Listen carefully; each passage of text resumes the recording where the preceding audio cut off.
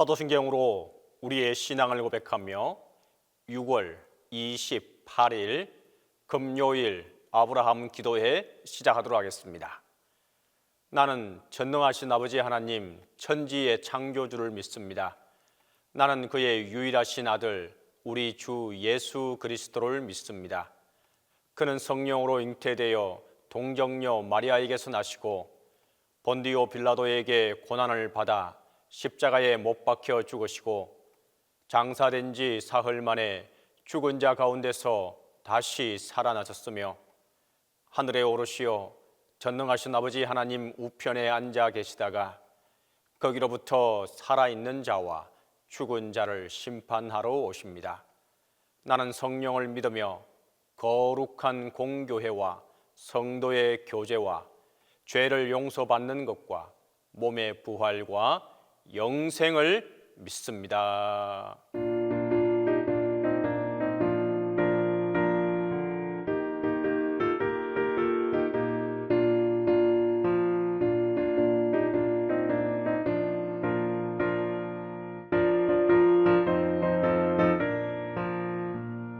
주님 약속하신 말씀 위에서 영원토록 주를 찬송하리라.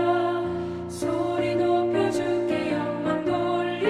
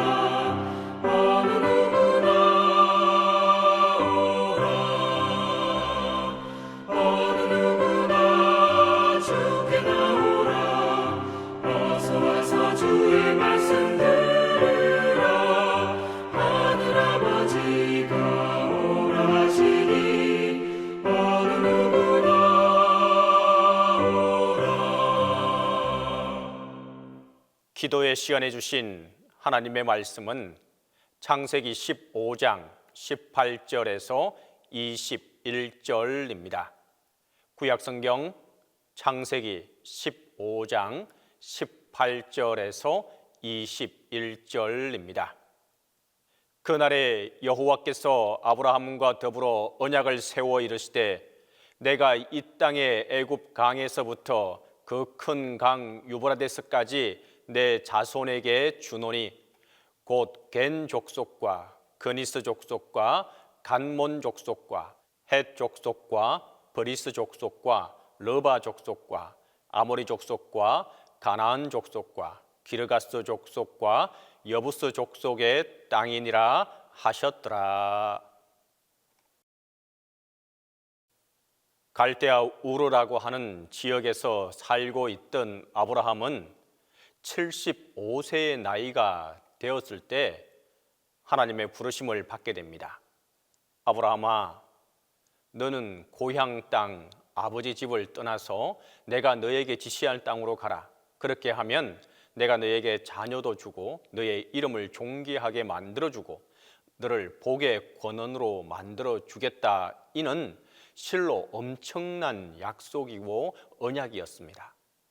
그러나 사실 75이란 나이는 인생에서 새롭게 모험을 떠난 시기로 보기는 매우 어려웠습니다. 오히려 사랑하는 가족들, 친구들, 정든 고향 땅에 머물며 인생의 황혼기를 여유롭고 평화롭게 보내는 시기여야 했습니다. 하지만 아브라함은 자신의 일생을 한번 하나님의 말씀에 따라 도전해 보기로 결심했습니다. 그리고 그는 평생 일구어 놓은 모든 것을 다 내려놓고 한 번도 가본 적 없는 낯선 가나안이란 땅으로 이민을 가게 됩니다. 언어와 문화도 낯선 이 땅, 또 이방 땅에서 이방인이 되어버린 아브라함. 아무도 그를 아는 사람이 없고 그가 이민 생활을 잘 정착하도록 도와줄 사람도 없었습니다. 하지만 아브라함은 이제 하나님께서 약속하신 바를 이루사 자신에게 자녀를 주시고 그의 이름을 존귀하게 해주시고 그가 하는 일마다 잘 풀리는 복을 누릴 것을 기대했을 것입니다. 그러나 그의 기대와는 다르게 오히려 가나안 이민 생활은 갈수록 꼬여만 갔습니다. 가나안 땅에는 극심한 기근이 찾아왔습니다. 말 그대로 가나안 땅에 경제 대공황이 나고 IMF 사태가 터진 셈입니다. 결국 아브라함은 기근을 피해 그 땅을 떠나 먹을 것을 찾아 애굽으로 피신가게 됩니다. 애굽에서는 미인이었던 그의 아내 사라를 애굽의 왕 바로에게 빼앗길 뻔한 위기에 처하기도 했습니다. 간신히 구사일생으로 애굽을 빠져나온 아브라함과 사라는 다시금 가나안 땅으로 돌아가게 됩니다. 그러나 여전히 아브라함의 인생은 산 넘어 산이었습니다. 그가 아끼고 친자식처럼 사랑하던 조카 롯과의 관계가 깨지며 그를 멀리 떠나 보내야만 했습니다. 오늘날로 말하면 아브라함과 롯이 한 자리에서 같이 비즈니스를 하다가 조카 롯과 의가 상하는 일이 자꾸만 반복해서 또 그 일이 발생하면서 결국은 롯이 다른 장소로 자기의 사업장을 옮긴 셈입니다. 아브라함의 입장에서 보면 친자식처럼 생각했던 롯과의 관계가 끊어진 셈입니다. 이후 가나안 지역은 정복욕에 눈이 먼 여러 왕들의 전쟁터로 변하게 됩니다. 그리고 이 전쟁 중 아브라함의 조카 롯이 붙잡혀 그의 전 재산을 잃어버리고 전쟁 노예로 끌려가게 됩니다. 본래 피비린내 나는 전장에 참여할 의도가 전혀 없었던 아브라함이었지만 사랑하는 조카 롯을 살리기 위해 결국 그는 군사들을 이끌고 전쟁에 참여하게 됩니다. 다행히도 하나님의 도우심으로 조카 롯을 살렸습니다. 그 중에 너무 많은 적군을 죽여 이제는 아브라함이 적국의 미움을 받게 된 상황입니다.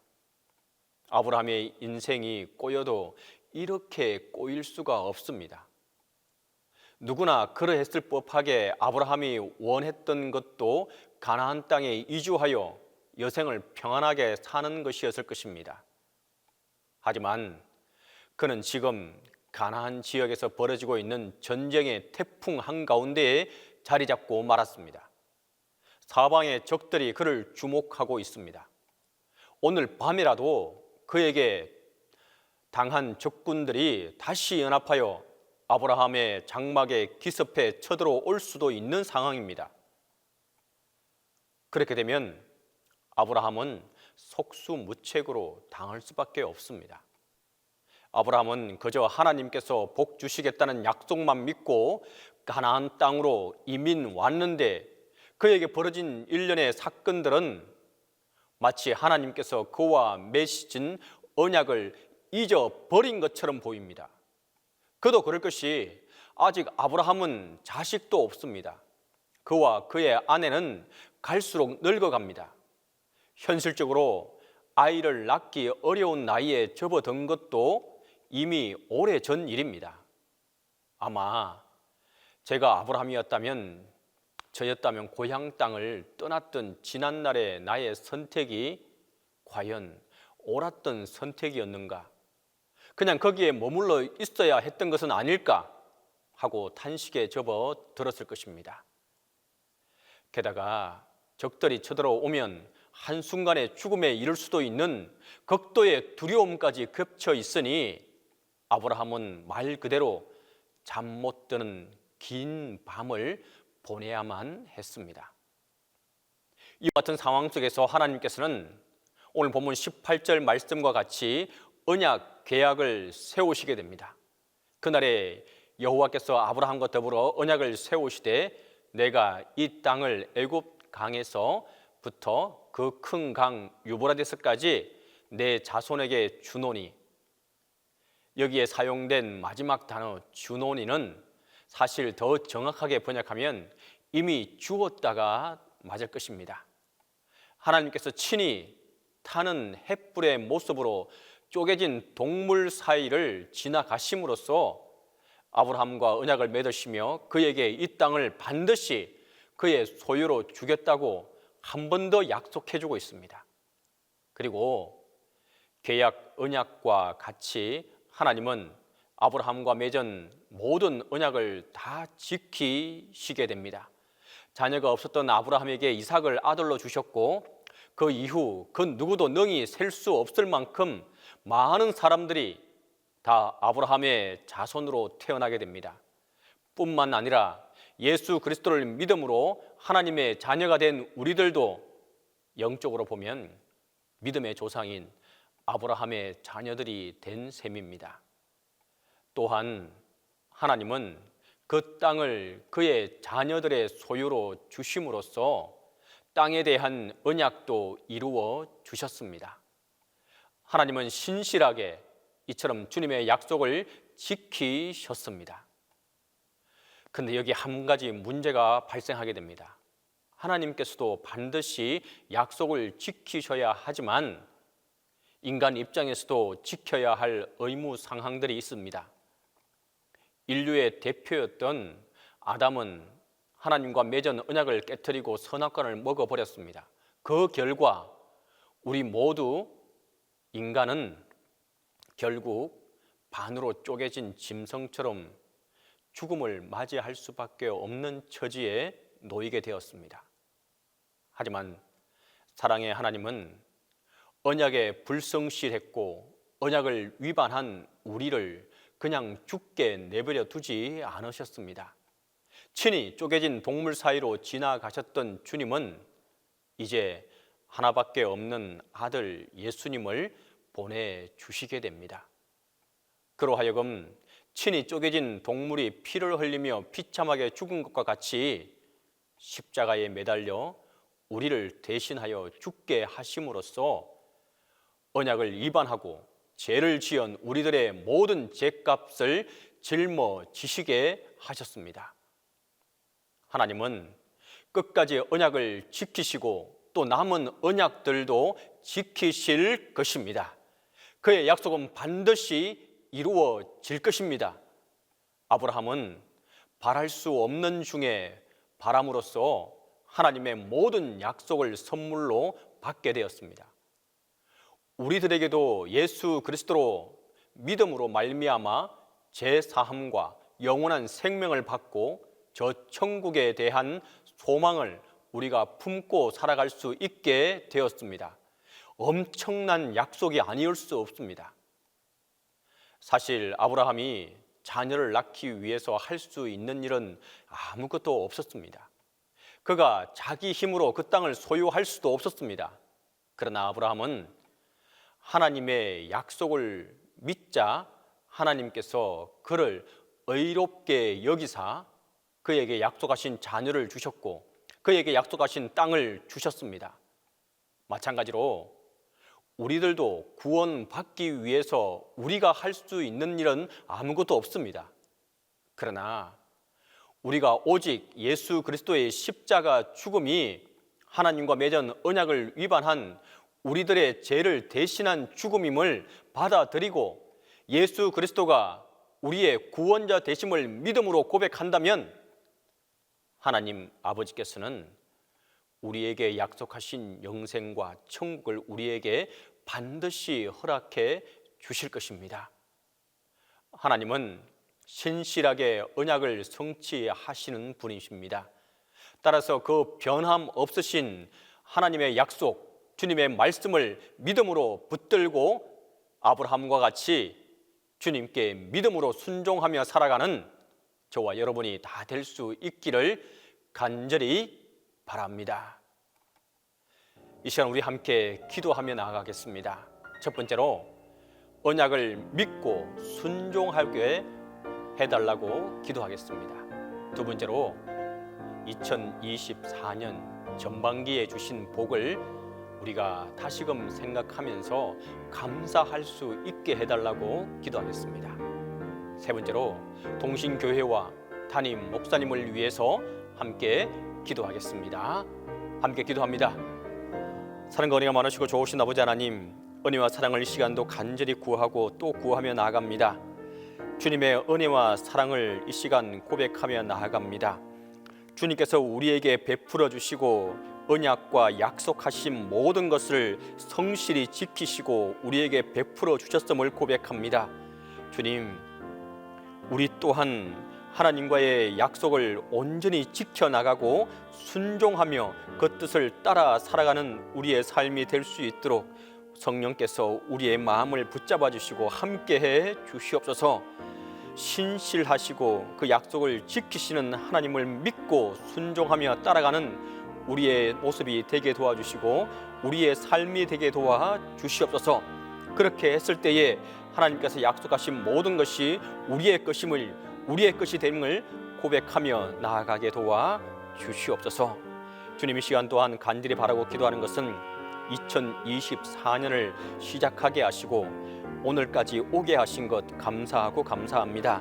벌써 6개월이 지나가는 가운데 있고 전반기를 맞춰가는 가운데 있습니다. 주님, 지금까지 인도하시고 주님의 언약과 약속 가운데 우리에게 복 주시고 함께 해주신 은혜를 이 시간 감사하며 나아갑니다. 주님께 감사할 것이 너무도 많지만 우리가 그 감사를 잊어버리고 살지를 않습니까? 주님, 전방위까지 지켜주시고 함께 해주시고 복 내려주신 모든 것들을 우리가 감사하며 주님께 올려드리는 귀한 시간들이 되게 하여 주시옵소서. 주님, 이 시간 간절히 바라고 기도합니다. 동신교회와 담임 목사님을 위해서 이 시간 또 기도하며 나아갑니다. 동신교회를 이 땅에 세워주시고 오늘까지 함께 하신 은혜, 그리고 이 공동체에 속한 모든 이들에게 하나님의 언약과 약속으로 함께 해주시고 우리가 또한 이 공동체가 그 약속을 바로 믿고 나아가는 귀한 주님의 공동체가 되게 도와 주시옵소서. 힘들고 어려운 성도들이 있을 줄 압니다. 병중에 있는 성도들도 있습니다. 주님, 온전한 회복과 치유가 있도록 도와주시옵소서. 담임 목사님 윤관에 강건케 붙들어 주시고 목회에 나가실 때 어려움 당하지 않도록 도와주시고 영육간에 강건함으로 붙들어 주시옵소서. 이제는 주님께서 가르쳐 주신 기도로 기도해 마치도록 합니다. 하늘에 계신 우리 아버지, 아버지의 이름을 거룩하게 하시며 아버지의 나라가 오게 하시며 아버지의 뜻이 하늘에서와 같이 땅에서도 이루어지게 하소서. 오늘 우리에게 일용한 양식을 주시고 우리가 우리에게 잘못한 사람을 용서하여 준 것 같이 우리 죄를 용서하여 주시고 우리를 시험에 빠지지 않게 하시고 악에서 구하소서. 나라와 권능과 영광이 영원히 아버지의 것입니다.